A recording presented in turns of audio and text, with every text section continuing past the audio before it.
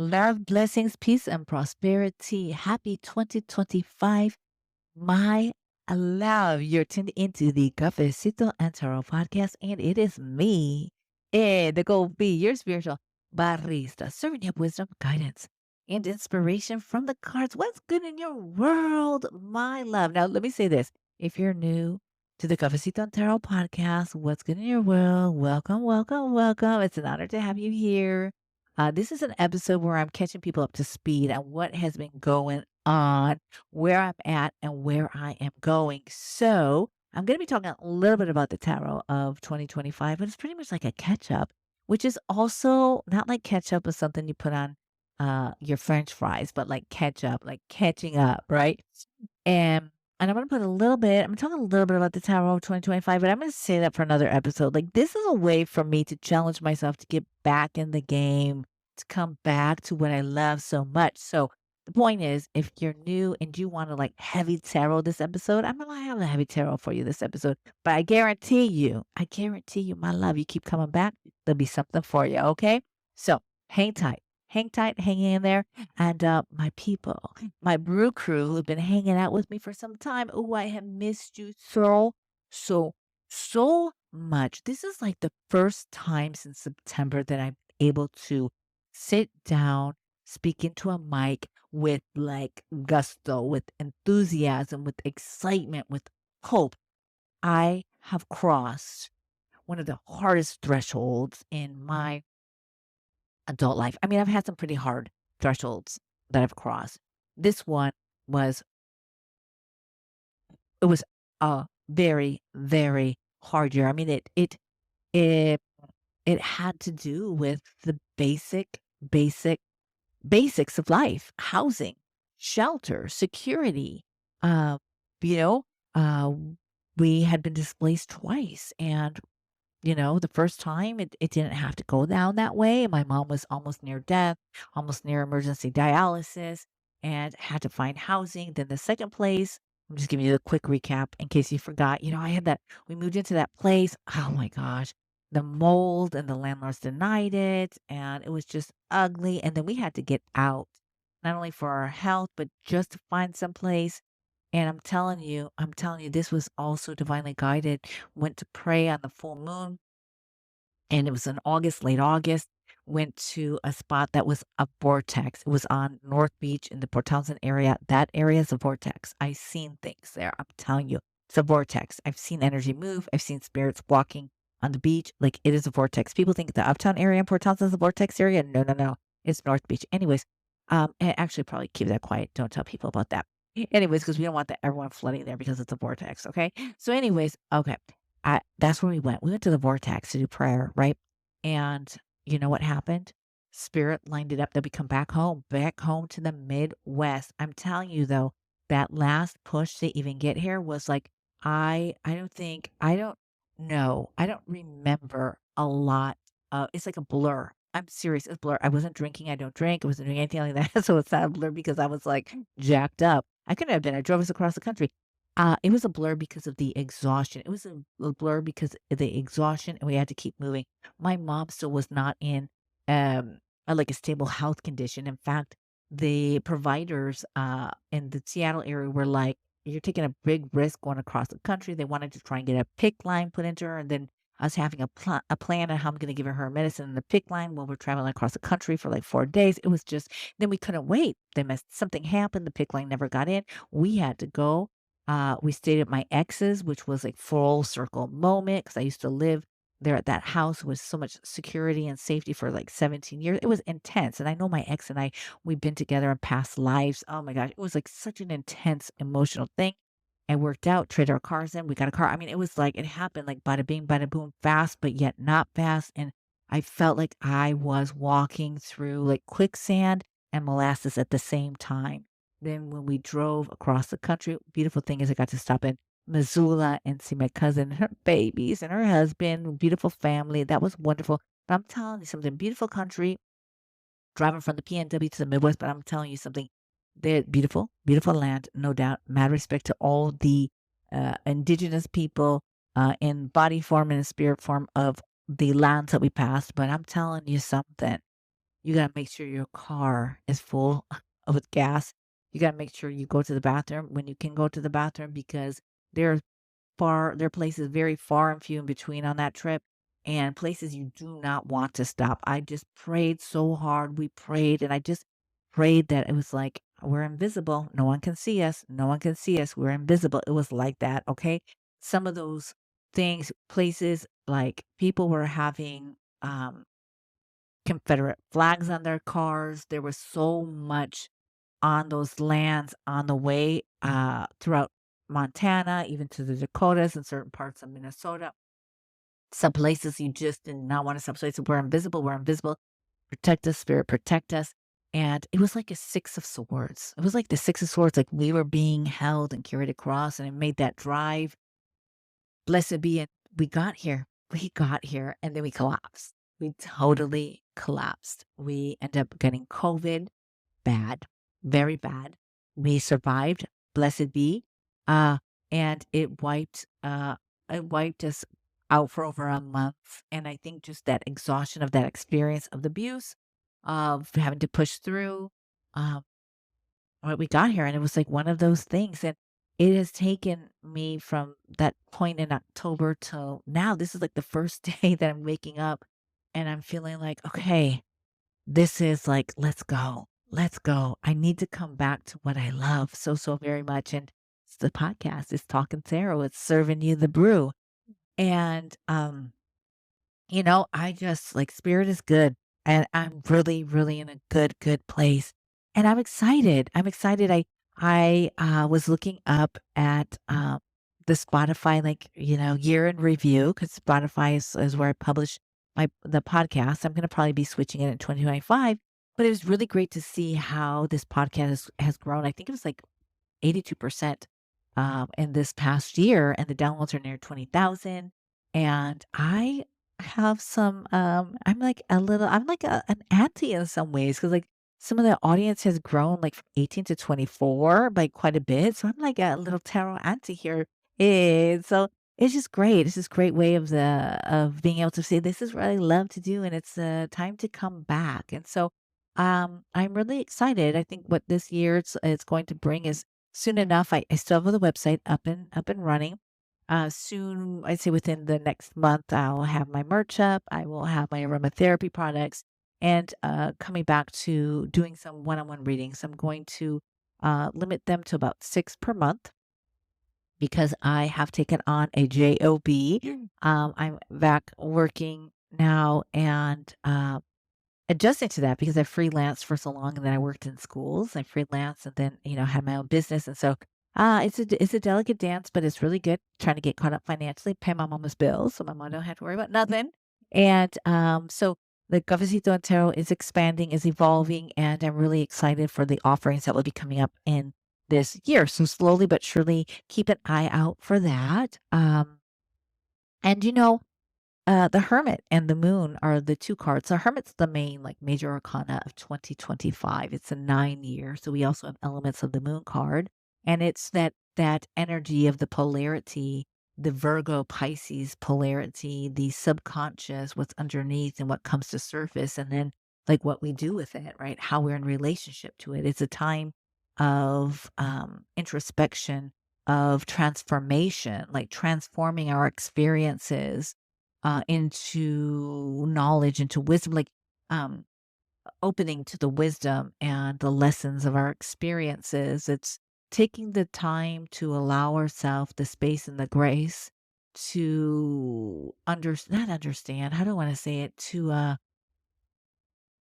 breathe, to feel, to chew, to ponder, and to integrate, and then rise up and shine our light and share our wisdom, share our stories, share our brilliance. And there's that element of the hermit that I'm really excited to explore more with you.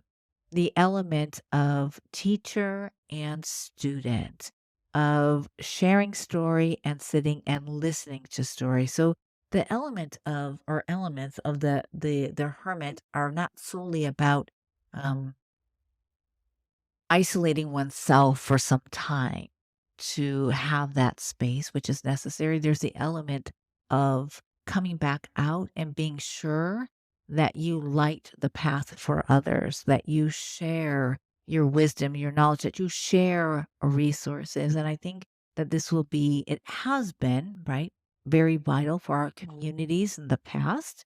And it will continue to be very vital. And I think tuning into that element of the hermit will be wonderful for us to explore in our own personal lives, um, in our family lives, whether family is for you, right? How you define family, and then also in our community, right? In our local community and our communities at large, and then the elements of the moon, right? The subconscious, but there's also this element of the intuition of really coming back and tuning into the ways of knowing, the ways of understanding, the ways of existing, the ways of surviving that will be very vital for us. But I feel that there's a lot of communal energy in the hermit, and it'll be interesting for us to continue to explore. I'm going to have a more detailed episode uh, for you either this weekend or the next. um, and I want to also offer you a meditation with it. Now, I had planned to have that for today. And like I said, this is the first day that I've really even have taken out my cards to even delve into this to be like, what are the meanings? What's the tapestry? What are we weaving? What are we exploring? What is calling to come out? And it feels really, really, really good. And part of me was like, oh, I'll just wait till next weekend and I'll come on to do that episode. And I was like, no, I'm devoted to this. I gotta show up. And that's that nudge from the hermit. Like you gotta show up, right? You gotta show up. And yeah, I'm excited to see how this will evolve. And I'm going to keep out the hermit and the moon card, and I invite you to do so as well. I'm going to create a space for them on my altar. And in my meditations, in my time, I'm going to sit and I'm going to ask them, what messages do you have for me? What ways, what invitations, what lessons are being called from these cards? And I'll make notes and be sure to share. And I invite you to do so as well. I think the other aspect and the this month that I will be covering are nines, looking at the nines and the minor arcana, and also looking at the court cards in relationship to the hermit and the moon in 2025. Now, I know that a calendar year is not always the main measurement of progress, of change, or the way many folks measure their lives. In fact, we're always in cycles of birth and death and refresh and renewal and letting go and slithering and all of that stuff, right? With our moon cycles, the zodiacal cycles, lunar new years, right? For those who celebrate the lunar new year, excuse me, that's coming up soon. Our birthdays, other anniversaries, seasons, right? There's so many different ways that we measure time, that we are in relationship with our medicine, with nature. And although the like calendar year is one that is imposed, right? It's still one that we exist within. And it may not be our main measurement, but it is one, right, that we can be in relationship with. And 2025 is a 9 year in the hermit and the moon.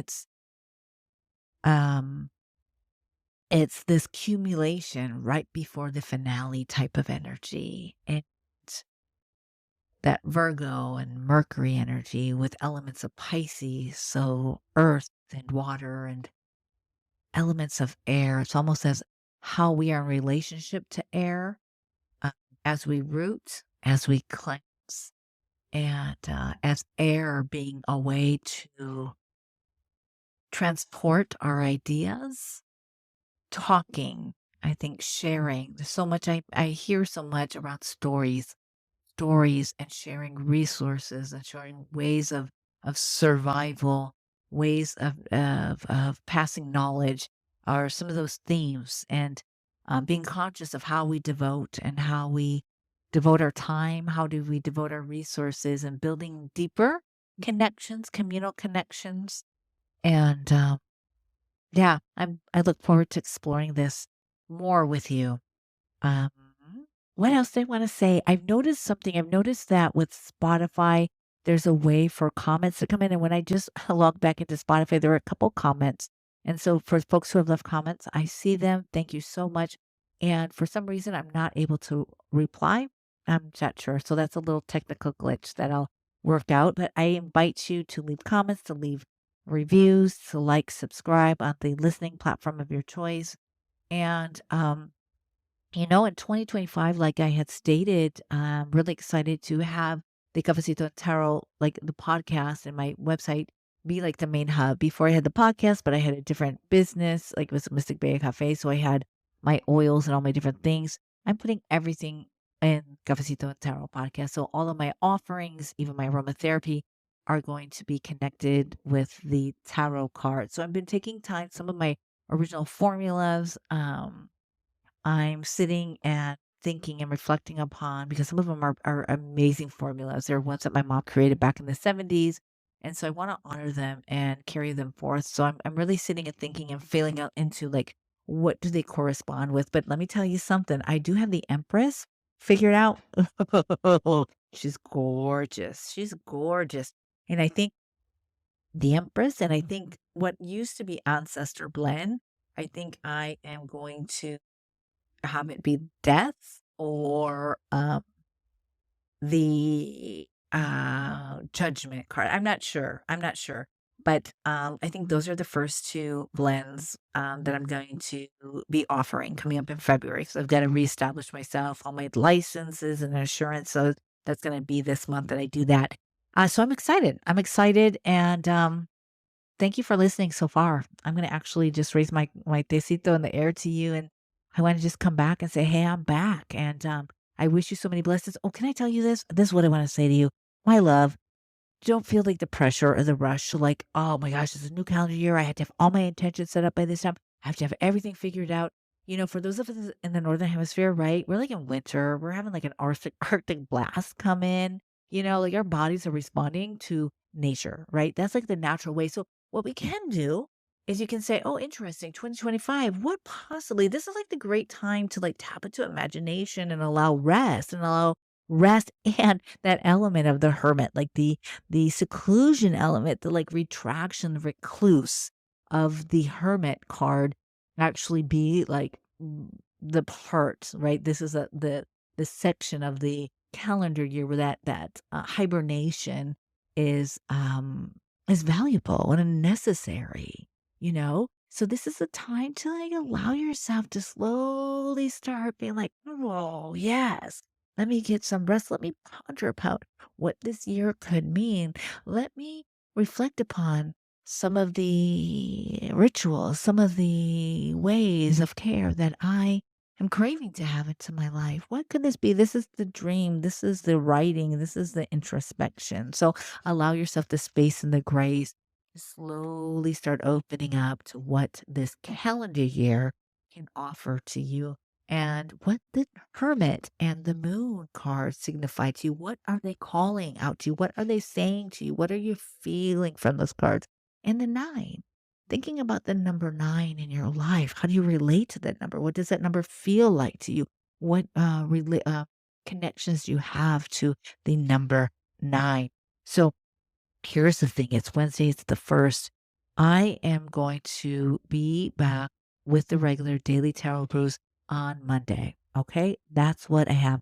I'm going to record. That's what I can commit to. I think that's a great way to start coming into this, coming back to the space I love. Um, and so until then, peace, love, and everything in between. I think I hear my mom coming into the room here. I'm in the kitchen. I know that I think she wants to eat. So I pulled a quick, so I'm going to cut it off here real quick here.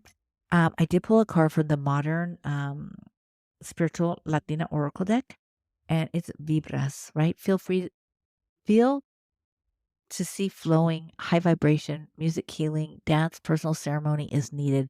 So vibrations, vibes, vibras, vibes. So that's the card, that's the energy I leave with you. Once again, it says, Feel to see flowing, high vibration, music healing, dance personal ceremony is needed. Ooh, what was I saying? Remember slithering into the new year. So dance, like personal ceremony of like, whoo, to welcome in cycles and slowly start to feel into your imagination, your dreams for this calendar cycle. Thank you for tuning in, my love. I appreciate you. I'm going to be back on the regular Monday. The Daily Tarot Brews start once again. Peace, love, and everything in between. Until next time. Bye.